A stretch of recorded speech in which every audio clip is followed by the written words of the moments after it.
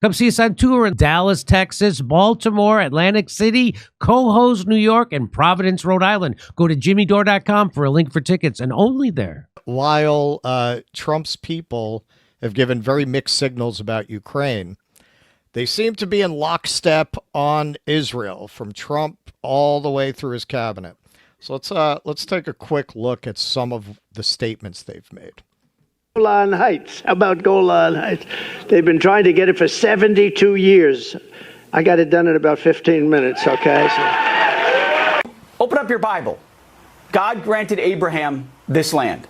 The 12 tribes of Israel established the constitutional monarchy 1000 BC. I've never been willing to use the term West Bank. There is no such thing. I speak of Judea and Samaria.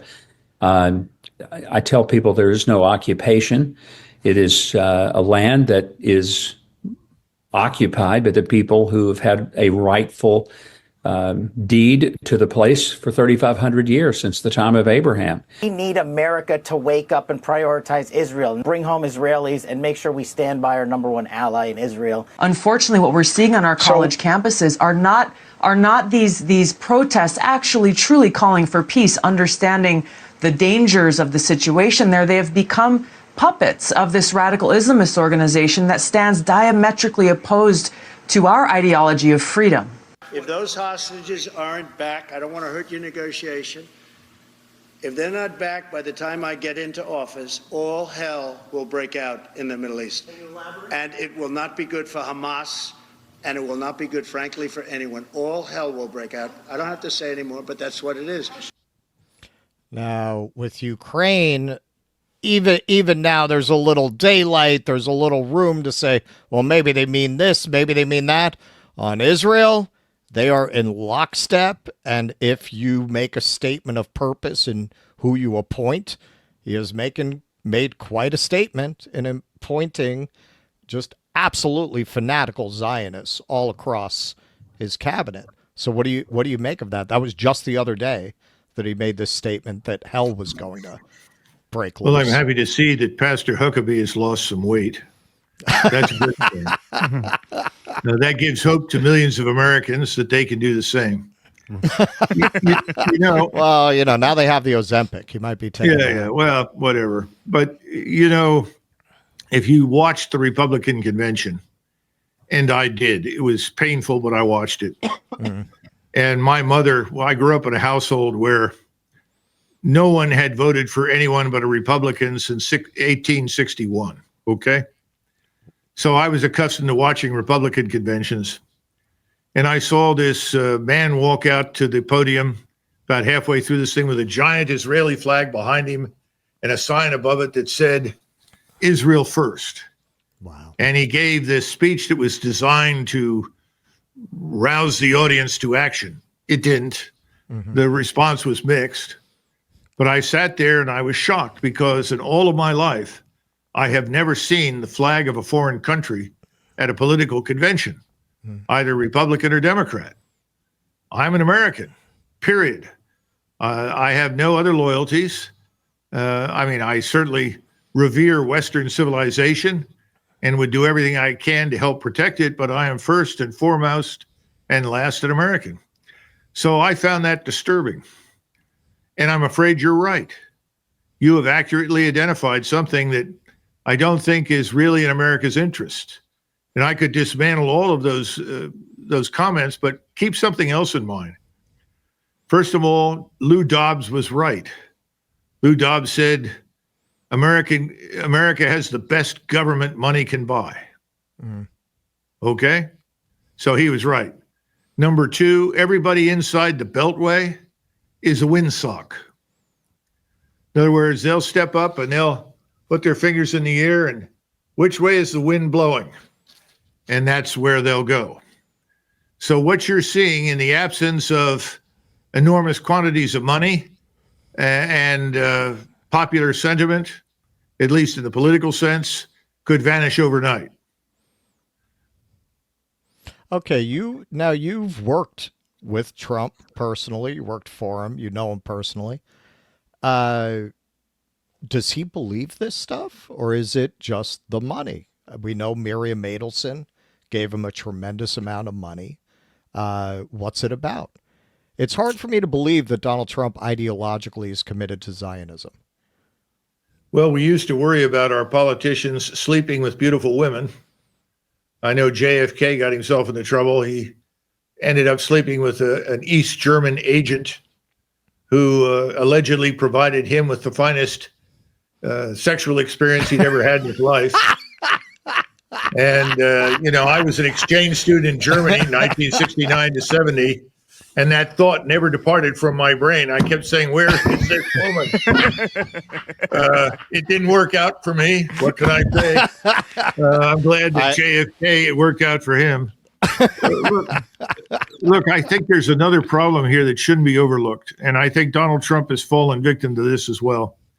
There's a sense in Washington that we are so strong, we are so powerful, we are so rich, that no one is in a position to challenge us, that nothing can hurt us. And so we can pretty much do whatever we like. If that involves war against hundreds of millions of Muslims all over the world, if that involves war in the Middle East against Iranians, Turks, and Arabs, we can do it. If the Russians or the Chinese are foolish enough to involve themselves, that's not a problem. We can handle it. And by the way, if we don't like you, we'll sanction you. And the fact that you've joined BRICS and are developing an alternative economic system or financial system doesn't make any difference. We're the greatest. I think that's a big problem. I think that's a mistake. But that's also another reason that helps support that kind of thinking and position. Well, it's a more facetious example, but I think, that informs a lot of the posturing about Greenland and Canada and the Panama Canal, right? Just this supposition that, we can essentially just, put our boot on the neck of the rest of the world as hard as we want, and that there's not ultimately going to be a consequence for it. I think that's ultimately probably why he was allowed back into office. I know there was a lot of speculation whether or not the permanent state would stand for it. Now, to be fair, they came about a half an inch away from keeping him out of office, but he's back. And I think that the fact that he seems to be pro-American hegemony is a big part of that. And I think that informs a lot of the, more minor flare-ups about, Greenland, for example. Yeah, one of the things that I tried to explain to someone recently in government was this is not an opportunity for Donald to measure his member against Putin's member or Xi's member or anybody else's. That's not what it's about. This thing we called war, which could escalate very rapidly and suddenly to the nuclear level, is a very, very dangerous matter. Now, I hope that Donald Trump recognizes that. I have heard him say point blank, nuclear war is out of the question. No one wants it. I will not do it. I think he's serious. I don't think he understands that if we get ourselves into the kinds of messes that are currently underway, we could be so severely embarrassed by the conventional force structure in its current state that we might easily be tempted to fall back on a nuclear capability. I hope not. Now, sitting where we're sitting, not being experts, it seems like Israel, as horrific as what they're doing is, they're going to get away with it, that they're going to establish their greater Israel, and there's not a thing anyone can do about it. Do you feel there are any consequences to pay? Or do you feel that our foreign policy objectives, as dictated by the Zionist lobby, are going to ultimately be achieved? Well, the only one that I can think of off the top of my head that has actually gotten away with what you're describing within the last 300 years is the Soviet Union. The Communist Party of the Soviet Union killed far more people than the Nazis, had a camp system well established in 1921, herded tens of millions of people into it, killed them, and they got away with it. They did. Now, one can argue that ultimately the system imploded on its own. It really did. It was an immense failure, and that's a blessing, because as many people in Russia will tell you, Yes, they killed 7 to 9 million Ukrainians between 1929 and 32. Said, but nobody ever talks about the 7 or 8 million Russians or more that were killed, or the Kazakhs, or the Lithuanians, Latvians, Estonians, Poles. I mean, it was a murder machine on a scale that we cannot imagine. And all we've ever heard over and over and over again is about the Nazis, the Nazis, the Nazis. Nobody knows about that because the media hasn't really covered it. Nobody wants to talk about it, unfortunately. The Soviet Union ultimately crashed. Hitler was ultimately defeated. So I think you can say that there is no free lunch for murder. I go back to, the Dalai Lama, who's one of my favorite authors, and his last book. And I think he makes it very clear with this concept of karma that what you send out comes back. So I'm not sure that Israel's going to get away with anything. Come see us on tour in Dallas, Texas, Baltimore, Atlantic City, Cohoes, New York, and Providence, Rhode Island. Go to jimmydore.com for a link for tickets, and only there.